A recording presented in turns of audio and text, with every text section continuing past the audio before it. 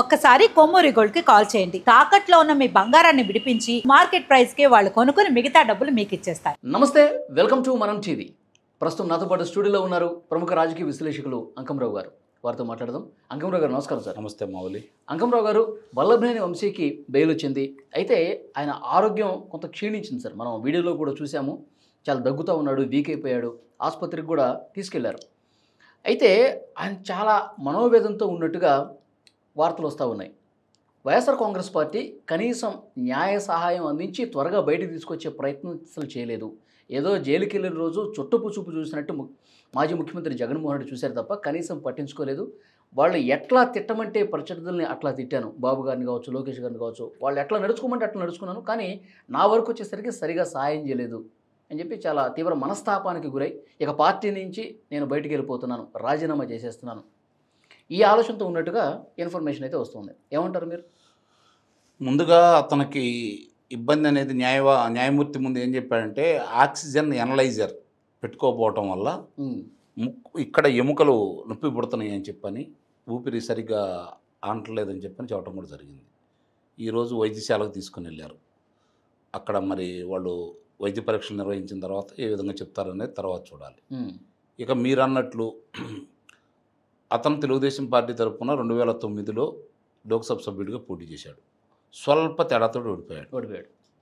2014 Telugu Desam party అభ్యర్థిగా గన్నవరం నుంచి పోటీ చేశాడు, విజయం సాధించాడు. తెలుగుదేశం పార్టీ అధికారంలో ఉంది. 2019లో మళ్ళీ తెలుగుదేశం పార్టీ తరఫున పోటీ చేశాడు. రాష్ట్ర వ్యాప్తంగా 23 స్థానాలే వచ్చిన 170 స్థానాల్లో. అంటే అతను గెలిచాడు. తెలుగుదేశం అభ్యర్థిగా గెలిచాడు. సహజంగా అంటే పెద్ద వయసేం కాదు, చూసుకుంటే 58 అట్లా, అంతకంటే ఉండవని భావిస్తున్నాను నేను. తెలుగుదేశం పార్టీ అంటే మరి అతనికి ఉన్నటువంటి ఏ ఇబ్బందులన్నా ఉన్నాయి, మనకు సంబంధించిన విషయం కాదు. దాంట్లో భాగంగా అతను ఆ పార్టీలోకి వెళ్ళాడని చెప్పని ప్రచారం అయితే జరుగుతూ ఉంది. ఓకే. రెండోది ఏంటంటే వీళ్ళందరూ ఏ విధంగా ఊహించారంటే రాజకీయ పరివక్తత ఎందుకు లేదు అంటున్నానంటే వాళ్ళందరూ కూడా ఏ విధంగా ఊహించారు అంటే ఇంకేముంది, ఇట్లా ఉన్నా కూడా 150 స్థానాలు వచ్చినాయి, రేపు 175 వచ్చినా ఆశ్చర్యపడిన పని లేదు, జగన్ అంత సమర్థుడు అని చెప్పని భావించారు వీళ్ళందరూ కూడా. ఎన్నికలకి మనం పోటీ చేయలేము, మనం గెలవలేము అనే భావనలోకి వచ్చేసి ఆ పార్టీలోకి వెళ్ళారు. ఏమైంది అంటే ప్రజలతో మమేకం అవ్వకుండా, ప్రజలతోటి అనుసంధానం లేకుండా, ప్రజల అభిప్రాయాలు తెలుసుకోకుండా మేము మోనార్కులు అనుకున్న వాళ్ళ పరిస్థితి అంతా ఇంతే. ఇతనే కాదు, ఎవరైనా అంతే. ఓకే. జగన్మోహన్ రెడ్డి లాంటి వ్యక్తికే ఆ తిప్పలు తప్పలేదు.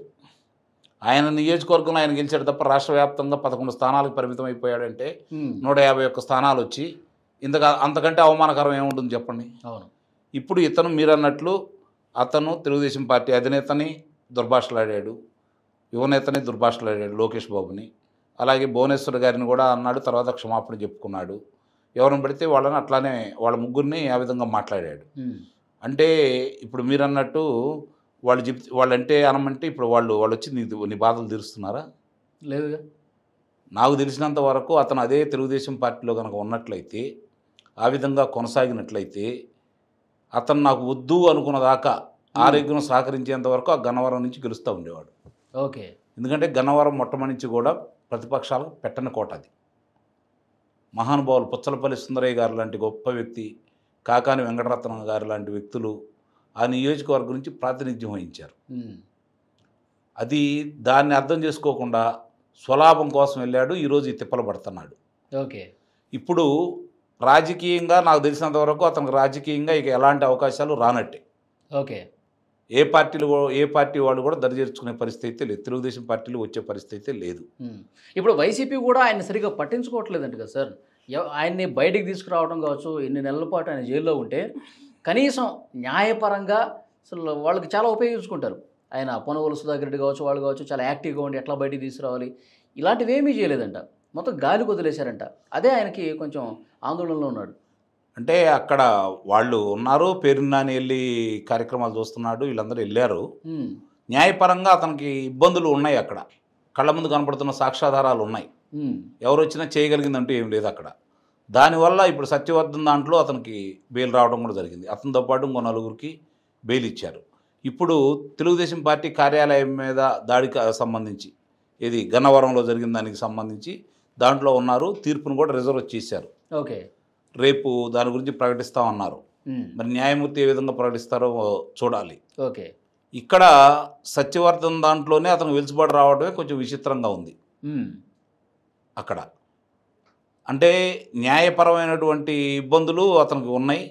ప్రత్యక్షంగా అతను కొన్ని కార్యక్రమాల్లో అతను వాళ్ళ తెలుగుదేశం పార్టీ కార్యాలయాన్ని దహనం చేసిన కావచ్చు, వాళ్ళ కారుల్ని దహనం చేసిన విషయంలో కావచ్చు, తెలుగుదేశం కార్యాలయాన్ని విధ్వంసం చేసిన దాంట్లో కావచ్చు, వీటికి సంబంధించి అభియోగాలు అతని మీద పూర్తిగా ఉన్నాయి.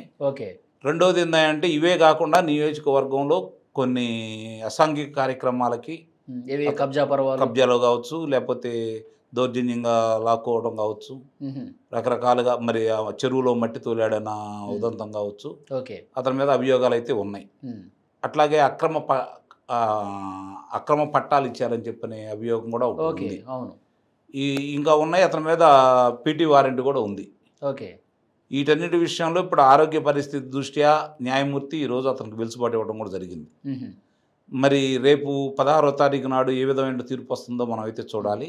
ఒకటి మాత్రం ఈరోజు యావత్ ఆంధ్ర రాష్ట్ర ప్రజలు ఎవరు కూడా అతని గురించి పట్టించుకోవట్లేదు అనేది కూడా వాస్తవం. ఓకే సార్, ఒకవైపు తన సొంత పార్టీ మీద ఆయన తీవ్రంగా అసంతృప్తితో ఉన్నాడు. మరోవైపు ఈ కేసుల భయం, ఇప్పుడు మీరు చాలా కేసులు చెప్పారు, అవన్నీ కూడా ఒకదాని తర్వాత ఒకటి బయటకు వస్తాయి. ఈ కేసుల భయం, ఈ నేపథ్యంలో వైసీపీని వదిలించుకుంటే మంచిదనే భావనలో ఆయన ఉన్నాడు. ఒకవేళ రాజీనామా చేస్తే ఏంటి పరిస్థితి? మరి తన మిత్రుడు కొడాలి నాని ఎంతవరకు ఆ రాజీనామా పట్ల సానుకూలంగా ఉండే అవకాశం ఉందట? ఒప్పుకుంటాడు ఆయన? ఇప్పుడు ఆయన పరిస్థితే గమనిగోచరంగా ఉంది. ఆయన రాష్ట్రంలోనే లేడు. ఓకే, కొడాలి నాని అనే వ్యక్తి. ఇప్పుడు అతను నమ్ముకొని ఇతను వెళ్ళాడా, ఇతను నమ్ముకొని అతను ఉన్నాడా అనేది చూస్తూ ఉంటే మనకి అతను నమ్ముకొని ఇతనేమి వెళ్ళలేదు. కొడాలి నాని ఏదో చేస్తాడు, కొడాలి నాని రక్షిస్తాడు అని చెప్పని వెళ్ళలేదు. ఇందాక నేను చెప్పినట్టు మళ్ళీ ఏదైనా తగ్గినా కూడా 10-20 సీట్లు తగ్గినా కూడా జగన్మోహన్ రెడ్డి అధికారంలోకి వస్తాడు అని అనుకున్నారు. మనకు ఎలాంటి ఇబ్బంది ఉండదని భావించారే తప్ప ఇలాంటి పరిస్థితుల్లో జగన్ రెడ్డి పాలన ఎలా ఉంది, దానికి ప్రజలు ఈరోజు తీవ్ర ఆగ్రహంతో ఉన్నారు. ఆ ప్రభావం మన మీద కూడా కనపడిద్దని అందుకే నేను అంటుంది, ఆ ప్రభావం మన మీద కనపడిద్దనే ఆలోచన లేదు. ప్రజల యొక్క ఆలోచన తెలుసుకోవడంలో వీళ్ళు విఫలమయ్యారు. ఓకే, మా మాట ప్రజలే నాలే తప్ప ప్రజలు మాకు చెప్పేది ఏంటి, ప్రజల ఆలోచన మేము ఎందుకు పట్టించుకోవాలి, మేము చాలా బలవంతులమి, ఆనాడు వ్యతిరేక గాలిలోనే నేను గెలిచాను ఇక్కడ, కాబట్టి రేపు జగన్మోహన్ రెడ్డి అనుకూలంగా అంటే ఇంకా బాగా గెలవచ్చు, రెండోది ఇలాంటి ఇబ్బందుల నుంచి తప్పించుకోవచ్చు, జగన్మోహన్ రెడ్డి అలాంటివన్నీ రక్షిస్తాడు కదా, ఓకే, దాన్ని ప్రోత్సహిస్తాడు కదా, కాబట్టి మనకి ఎలాంటి ఇబ్బంది ఉండదని చెప్పి భావించాడే తప్ప రాజకీయ జీవితాన్ని గురించి ఆలోచించాలి అతను. ఓకే, అందుకనే అంటారు రాజకీయంలో హత్యలు ఉండవు, అన్ని ఆత్మహత్యలే అని చెప్పని. ఓకే, ఇప్పుడు ఎవరు అవతరాల గురించి అసలు ఎప్పుడు రాజకీయాల్లో నిందేయకూడదు.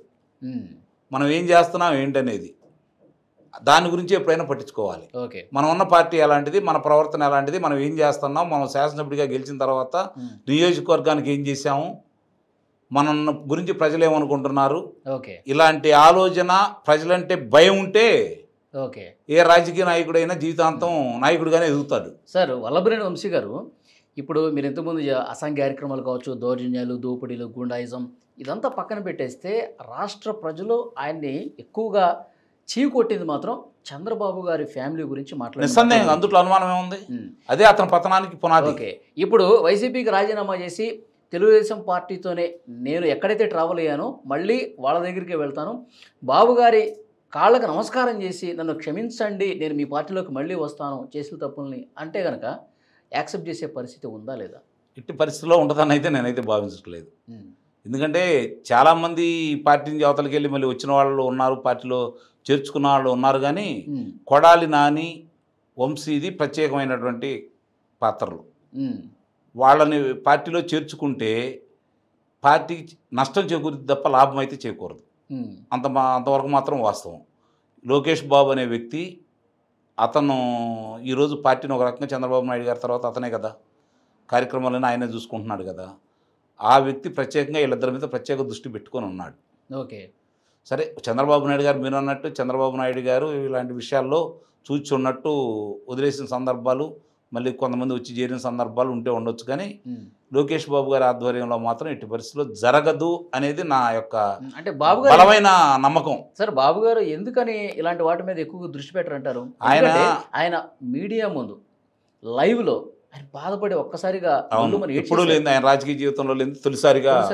అవును. మరి అధికారంలో ఉన్నప్పుడు గత అనుభవం జ్ఞాపకానికి రాదా? మనల్ని ఇంత ఇబ్బంది పెట్టారు కదా అని చెప్పి అలాంటి ఆలోచన చేయరు ఆయన? ఇప్పుడు మీరు ఇక్కడ గమనించుకోవాల్సింది ఏంటంటే, వాళ్ళు అంత ఇబ్బంది పెట్టిందే కదా నేను అధికారంలోకి వచ్చింది, ప్రజలు ఈ విధమైనటువంటి విజయాన్ని మనకు అందజేసింది, మనం కూడా ప్రతీకారం తీర్చుకుంటే వాళ్ళకి మనకి తేడా ఏంటి? రాష్ట్రం ఏమైపోయింది, రాష్ట్రాన్ని బాగు చేయాలి, ముందు నేను రాష్ట్రానికి ముఖ్యమంత్రిని, తెలుగుదేశం పార్టీ కాదు అనుకుంటాడు ఆయన. ఓకే, ఇది గమనించుకోవాలి. ఓకే, ఇక్కడ జరుగుతుంది ఏంటంటే 1989లో అన్న నందమూరి తారక రామారావు గారిని ఆయన చరిష్మా ముందు ఎవరో నిలబడలేని పరిస్థితుల్లో ఆ రోజు రంగగారి హత్య ఉదంతాన్ని బయటకు తీసుకుని వచ్చారు, లబ్ధి పొందారు కాంగ్రెస్ పార్టీ వాళ్ళు. 2004లో చంద్రబాబు నాయుడు గారి యొక్క విజన్ని తట్టుకోలేక 99లో మళ్ళీ ఆయన గెలిచాడు కాబట్టి 2004లో ఆయన్ని రైతుల గురించి విమర్శిస్తూ కరెంటు ఇష్యూని బయటకు తీసుకొచ్చేసి నానా రకాలుగా కులాన్ని ఆపాదించేసి ఆయన మీద ఆ రోజు విజయం సాధించారు. అది కూడా జగన్మోహన్ రెడ్డి గారి తండ్రి గారు రాజశేఖర రెడ్డి గారు ఆధ్వర్యంలో ఆ రోజు ఎదురుదాడులు చేశారు, వాళ్ళు విజయం సాధించారు, ప్రజలను కూడా నమ్మించారు ఆ రోజుల్లో. ఆ తర్వాత 2019లో జరిగిన ఎన్నికల్లో చూసుకుంటా ఉంటే మీకు జగన్మోహన్ రెడ్డి చెప్పని అబద్ధాలంటూ లేవు, అంతా కమ్మవారుగా చిత్రీకరించారు. మళ్ళీ అదే దాన్ని ఉపయోగించారు, 3 పర్యాయాలు కూడా కులాన్ని ఉపయోగించారే తప్ప రాజకీయంగా వీళ్ళని ఎదుర్కోలేరు వాళ్ళు. ఓకే, అంటే చంద్రబాబు నాయుడు సొంత సామాజిక వర్గాన్ని వాళ్ళ సామాజిక వర్గ నేతలతోనే తిట్టించడం ఇక్కడ, అంతే కదా. ఇప్పుడు ఆ రోజు అమరావతి అంటే బ్రహ్మరావతి అన్నారు, కమరావతి అన్నారు, కమ్మ వాళ్ళకే పనులు చేసి పెడుతున్నారు అన్నారు. 37 మంది డిఎస్పీలుగా ప్రమోషన్ చేస్తే సిఐల్ని, అందుట్లో 35 మంది కమ్మవారని చెప్పని ప్రచారం చేశారు. ఇది ప్రజలందరూ నమ్మారు. దీంతోపాటు బాగా గమనించుకుంటే మీరు స్థానిక శాసనసభ్యుల యొక్క నిర్వాహకం కూడా తెలుగుదేశం పార్టీ ఓటమికి కారణమైంది. మా శాసనసభ్యుడు ఓడిపోతే చాలు, తిరిగి చంద్రబాబు నాయుడు గారు ముఖ్యమంత్రి అవుతారు, ఈ శాసనసభ్యుడు ఉండకూడదు అని చెప్పని ఎక్కడికక్కడ భావించారు, మొత్తాన్ని సంకనాకి ఇచ్చేశారు. ఓకే, అట్లా అది చంద్రబాబు నాయుడు గారి గారు ముఖ్యమంత్రిగా బాగా చేస్తున్నారు, అభివృద్ధి పనులు జరుగుతూ ఉన్నాయి, అమరావతి నిర్మాణం పూర్తి అవుతూ ఉంది, ఇంతమందికి ఉద్యోగంలో వచ్చినాయి, వీటి వరకు బాగానే ఉన్నారు. ఓకే, కానీ మా శాసనసభ్యుడు మాత్రం ఓడిపోవాలా, ఇట్లా అందరూ భావించారు కాబట్టి అందరూ ఓడిపోయారు. ఓకే, అక్కడ జరిగింది అట్లా. అంటే శాసనసభ్యుల మీద కూడా ఒక పర్యవేక్షణ అనేది ఉండాలి. నిస్సందేహం అదే చెప్పబోతున్నాను నేను. ఇప్పుడు ఈ ప్రభుత్వం గత 3 ఉదంతాలని దృష్టిలో పెట్టుకొని, రామారావు గారు ఉదంతం తీసేస్తే 1989లో మిగిలిన 2004, 2009, 2019 జరిగినటువంటి దృష్టిలో పెట్టుకొని తిరిగి అలాంటి పొరపాట్లు జరగకుండా ఉండాలి అంటే ఇలాంటి వ్యక్తుల్ని పార్టీలో చేర్చుకోకూడదు మొట్టమొదటిది. ఓకే, రెండవది వాళ్ళు ఏం చేస్తున్నారు పర్యవేక్షణ కూడా చూసుకోవాలి. 2047 అంటూ ఆయన వేసిన పునాదులు, ఆ విత్తనాలు మొలకెత్తుతాయి, చెట్లు అవుతాయి, ఫలాలు వేరే వాళ్ళకి అందుతాయి, ఆయనకెటు అందదు. ఎందుకంటే ఇంకా 20 సంవత్సరాల సమయం ఉంది కాబట్టి ఆయన దానివల్ల లబ్ధి పొందేదంటూ ఏమీ లేదు. కానీ అది ఆంధ్ర రాష్ట్ర ప్రజలకు ఉపయోగపడతాయి. 2029 ఎన్నికలు ఉంటాయి కదా మధ్యలో, 2029 ఎన్నికల నాటికి ఇప్పుడు ఆంధ్ర రాష్ట్ర ప్రజలు ఒక నిర్ణయానికి వచ్చేసి వైఎస్ఆర్సీపీ పార్టీ అనేది ఆంధ్ర రాష్ట్రంలో ఉండకూడదని చెప్పని 151 స్థానాలు ఉన్న పార్టీని 11 స్థానాలకి పరిమితం చేశారు.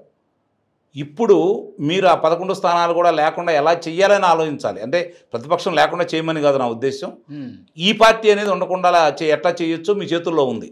ఓకే, ఎందుకంటే వాళ్ళు చేసినటువంటి అవినీతి కావచ్చు, కబ్జాలు కావచ్చు, గనుల విషయంలో కావచ్చు, ఇసుక విషయంలో కావచ్చు, మద్య విషయంలో కావచ్చు, దాడుల విషయంలో కావచ్చు, హత్యల విషయంలో కావచ్చు, కావాల్సినంత ఆధారాలు వాళ్ళ మీద ఉన్నాయి కాబట్టి వాళ్ళని శిక్షిస్తే ప్రజలు ఇక ఆ పార్టీకి ఎక్కడా ఏ రోజు కూడా ఆంధ్ర రాష్ట్రంలో, ఎందుకంటే రాజకీయ పార్టీలు వేరు, రాజకీయ పార్టీల వ్యవహారాలు వేరు, అది రాజకీయ పార్టీ కాదు కాబట్టి ఒక ముఖ్యమంత్రిని చూసి భయపడింది నాకు తెలిసినంత వరకు భారతదేశ చరిత్రలో జగన్మోహన్ రెడ్డిని చూసి ప్రజలు భయపడ్డారు.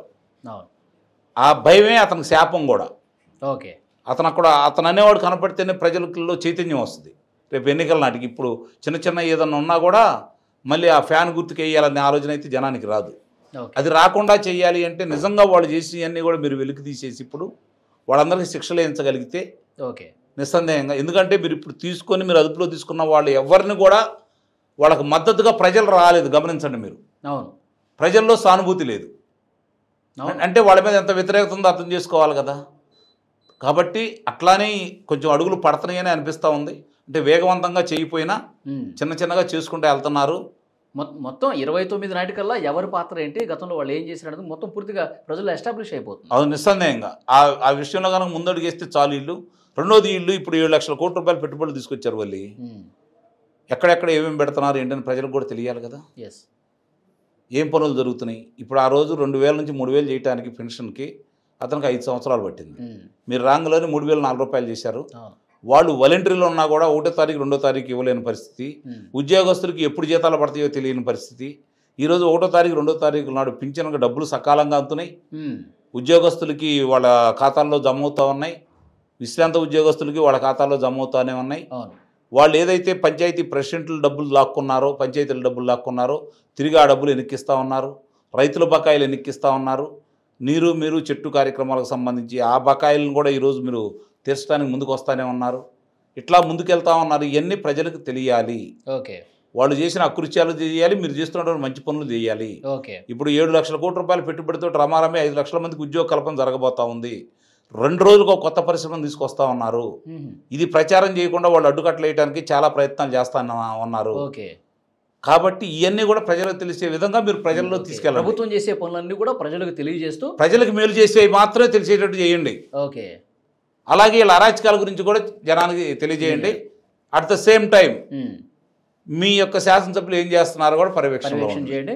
ఇప్పుడు వాళ్ళ పార్టీలో ఎవరైతే దారుణాలు చేశారో వాళ్ళని మళ్ళీ దరి చేరనేయకుండా చేయాలి. ఇప్పటికీ కొంతమంది శాసనసభ్యుల దగ్గరికి ఆ రోజు ప్రజలను ఇబ్బంది పెట్టిన వాళ్ళు, ప్రజలను దోచుకున్న వాళ్ళు ఇంకా కొంతమంది శాసనసభ్యుల దగ్గరకు వచ్చి ఈ పార్టీలో వచ్చేసి ఇంకా వాళ్లే పెత్తనం చేస్తున్నారనే భావన చాలా నియోజకవర్గాల్లో ఉంది.